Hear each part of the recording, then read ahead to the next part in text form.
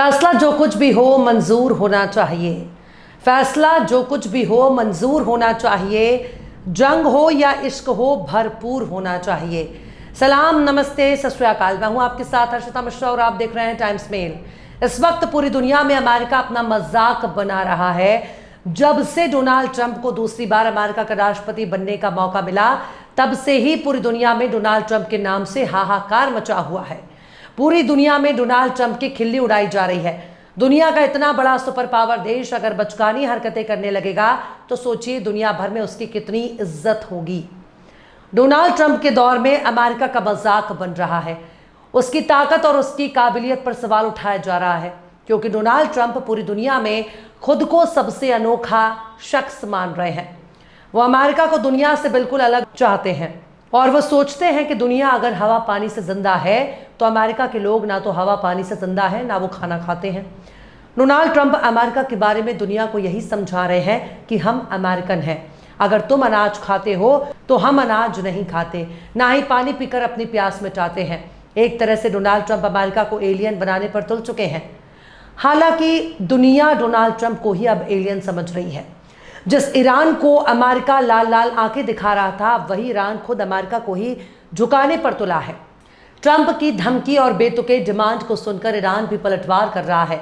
वो भी खुलकर अमेरिका के खिलाफ बोल रहा है, अमेरिका की मनमानी पर सवाल उठा रहा है। अमेरिका अपने पाले हुए बच्चे के जरिए मिडिल ईस्ट पर कब्जा करना चाहता था, लेकिन ईरान अपने एक्सेस ऑफ रजिस्टर्स के जरिए अमेरिका के मंसूबे को कमजोर कर रहा है। न्यूक्लियर डील के लिए ईरान पर दबाव बनाने वाला अमेरिका चाहता है कि ईरान अपने न्यूक्लियर प्रोग्राम को ही रोक दे। वो चाहता है कि ईरान यूरेनियम का एनरिचमेंट बंद कर दे। अमेरिका का इल्ज़ाम है कि ईरान परमाणु हथियार बनाना चाहता है, इसलिए उसे अपने परमाणु प्रोग्राम को ही बंद कर देना चाहिए। लेकिन अगर यही बात ईरान अपनी ज़बान से मिडिल ईस्ट के तमाम देशों के लिए डिमांड कर दे, तब तो अमेरिका के पसीने छूटने लगते हैं, क्योंकि उसका पाला हुआ लाडला ये काम बहुत पहले ही कर चुका है। और अमेरिका नहीं चाहता कि ईरान के पास कोई परमाणु हथियार हो। हालांकि ईरान शुरू से ही इस बात को दोहराता रहा है कि परमाणु हथियार हासिल करना उसका मकसद नहीं है। बिजली के लिए न्यूक्लियर प्रोग्राम चल रहा है, ना कि हथियार के लिए।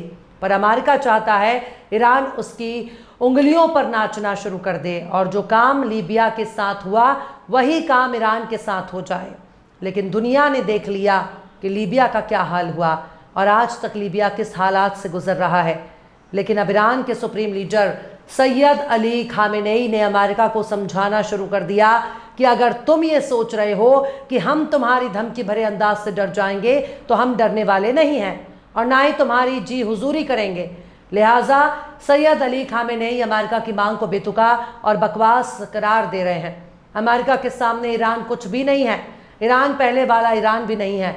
ईरान अपने आप में एक ताकत बन चुका है, जिसके दम पर रूस यूक्रेन के साथ लड़ रहा है, जिसके दम पर अंसारुल्लाह ने अमेरिका को लाल सागर से खदेड़ कर भगाया। तो ईरान को हल्के में लेना अमेरिका के लिए भारी पड़ सकता है। सैयद अली खामेनेई ने कहा कि अमेरिका सीधी बातचीत पर जोर देता है ताकि वो दावा कर सके कि उसने धमकी, लालच और धोखे के जरिए ईरान को बातचीत की मेज पर लाया।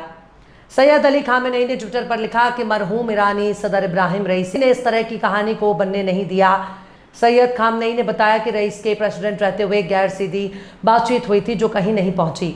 उन्होंने मजीद कहा कि हमें नहीं लगता कि अब ये बातचीत कोई नतीजा देगी। हमें नहीं पता कि आगे क्या होगा। उन्होंने अमेरिकी अधिकारियों को सलाह दी है कि बकवास करना बंद करें। ईरान को न्यूक्लियर प्रोग्राम रोकने की उनकी डिमांड बिल्कुल बकवास है। खामेनेई ने जोर देकर कहा कि ईरान को अपनी पॉलिसी चलाने के लिए किसी की परमिशन की ज़रूरत नहीं। उन्होंने याद किया कि कैसे मरहूम सदर इब्राहिम रईसी ने यूनाइटेड नेशन की जनरल असेंबली में कुरान और कासिम सुलेमानी की फ़ोटो उठाई थी, जिसे उन्होंने ईरान के लिए गर्व की बात बताया। खामेनेई ने ईरान की मेहर न्यूज़ एजेंसी को दिए अपने बयान में कहा कि ये कहना कि हम ईरान को न्यूक्लियर एनरिचमेंट परमिशन नहीं देंगे, ये पूरी तरह से बकवास है। ईरान किसी दूसरे की इजाज़त का इंतज़ार नहीं करता। उन्होंने कहा कि उन्हें नहीं पता कि बातचीत से कुछ निकलेगा या नहीं। अप्रैल के दूसरे हफ्ते में वाशिंगटन और तेहरान ने ओमान की मदद से 4 बार बात की ताकि ईरान अपने न्यूक्लियर के एनरिचमेंट को कम करे और बदले में पाबंदियों में राहत हासिल हो। लेकिन दोनों के बीच बार बार तनाज़े की खबर ने अगली बातचीत पर सवाल उठा दिया। अमेरिकी सदर डोनाल्ड ट्रंप ने अपने पहले कार्यकाल के दौरान 2015 के डील को छोड़ दिया, जिस पर ईरान और दुनिया की बड़ी ताकतों ने साइन किए थे। जनवरी में सत्ता में आने के बाद वो नया डील करना चाहते हैं और उन्होंने ईरान पर मैक्सिमम प्रेशर की पॉलिसी फिर शुरू की। पिछले हफ्ते उन्होंने कहा कि बातचीत को जल्द आगे बढ़ना होगा वरना कुछ बुरा होगा। लेकिन ईरान के डिप्टी फॉरेन मिनिस्टर मजीद तख्त रवांची ने एक दिन पहले कहा कि अगर अमेरिका इस बात पर अड़ा रहा कि तेहरान अपने देश में न्यूक्लियर प्रोग्राम को बंद करे तो बातचीत फेल हो जाएगी। अमेरिका कहता है कि ये न्यूक्लियर प्रोग्राम न्यूक्लियर बम बनाने का रास्ता हो सकता है। ईरान अभी न्यूक्लियर मटेरियल को 60% तक बढ़ाता है, जो 2015 के डील की 3.67% लिमिट से काफ़ी ज़्यादा है, लेकिन न्यूक्लियर वार हेड के लिए ज़रूरी 90% से कम है। ईरान ने कई बार कहा कि उसका काम शांतिपूर्ण चीज़ों के लिए है और इस पर कोई डील नहीं होगी, लेकिन अमेरिकी नेगोशिएटर स्टीव विटकॉफ ने इस काम को जारी रखना रेड लाइन बताया। उन्होंने कहा कि अमेरिका 1% न्यूक्लियर एनरिचमेंट को भी बर्दाश्त नहीं करेगा। ईरान के फॉरेन मिनिस्टर अब्बास अरागची ने कहा कि ईरान के पास न्यूक्लियर हथियार नहीं होंगे। इस तरह की डील हो सकती है, लेकिन उन्होंने साफ कहा कि ईरान डील के साथ या बिना डील के न्यूक्लियर की एनरिचमेंट जारी रखेगा। यानी कुल लबोलुआब ही यही है कि अमेरिका नहीं चाहता कि ईरान के पास न्यूक्लियर प्रोग्राम जारी रहे। पहले उसने न्यूक्लियर वेपन बनाने का इल्ज़ाम लगाया, लेकिन जब ईरान ने बताया कि वो हथियार नहीं बनाना चाहता तो अमेरिका न्यूक्लियर प्रोग्राम को ही बंद करने पर तुल गया है। पर ईरान भी अमेरिका की डिमांड को बकवास बता रहा है। अमेरिका इजराइल को पिंच करेगा ताकि वो ईरान के खिलाफ धमकीबाजी शुरू करे। यही अमेरिका का तरीका है। वो दुनिया भर में अपनी दादागिरी दिखाता है और चाहता है कि हर देश उसके आगे सिर झुकाकर खड़ा रहे। याद रखिए, अमेरिका दुनिया के तमाम देशों में जंग चाहता है। वो यही चाहता है कि दुनिया में कहीं ना कहीं जंग के बादल मंडराते रहें ताकि उसके हथियारों का कारोबार चलता रहे।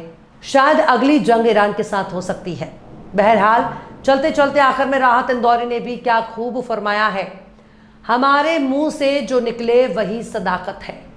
हमारे मुंह से जो निकले वही सदाकत है। हमारे मुंह में तुम्हारी जबान थोड़ी है। फिलहाल इस खबर में बस इतना ही। इस पूरी खबर को शम्स तबरेज़ ने लिखा है, जिन्हें आप ट्विटर पर भी फॉलो कर सकते हैं। ट्विटर हैंडल है @शम्स तबरेज़ गाजी। ये वीडियो आपको कैसा लगा कमेंट बॉक्स में ज़रूर से बताइएगा। वीडियो पसंद आए तो लाइक करें, शेयर करें और बेबाक निष्पक्ष स्वतंत्र पत्रकारिता को सपोर्ट करने के लिए आप हमारे चैनल टाइम्स मेल को ज़रूर से सब्सक्राइब करें और हाँ, बेल आइकन की घंटी वाली बटन आप ज़रूर से दबा दें ताकि आपको हमारे आने वाले नए वीडियो की नोटिफिकेशन फौरन ही मिल जाए। फिर मिलते हैं किसी और वीडियो में एक नई खबर के साथ। हर्षिता मिश्रा को दीजिए इजाजत। जय हिंद। अगर अभी तक आपने हमारे चैनल टाइम्स मेल को सब्सक्राइब नहीं किया है तो जल्दी से सब्सक्राइब कर दें और बेल आइकन भी प्रेस कर दें।